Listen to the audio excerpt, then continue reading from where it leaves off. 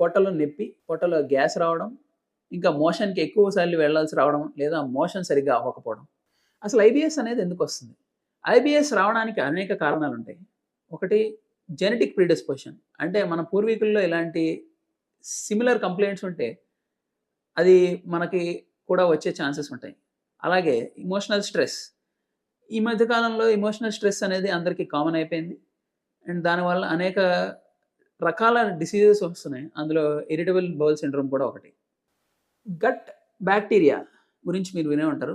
అందులో తేడాలొచ్చినా అంటే మంచి బాక్టీరియా తగ్గిపోయి, చెడు బాక్టీరియా గట్‌లో ఎక్కువైపోయినా ఇది వచ్చే ఛాన్స్ ఉంటుంది. ఈ డిసీజ్ వచ్చిన తర్వాత మనం తీసుకోవాల్సిన జాగ్రత్తలేంటంటే, ఆర్టిఫిషియల్ షుగర్స్, మానిటాల్, సార్బిటాల్ ఇలాంటివి అవాయిడ్ చేసుకుంటూ, కాఫీని అవాయిడ్ చేసుకుంటూ, అలాగే క్యాబేజ్, లెగ్యూమ్స్ ఇలాంటివి కూడా మనం అవాయిడ్ చేసుకుంటూ, పెరుగు, యోగర్ట్ ఇలాంటివి ఇంక్లూడ్ చేసుకుంటూ, మనం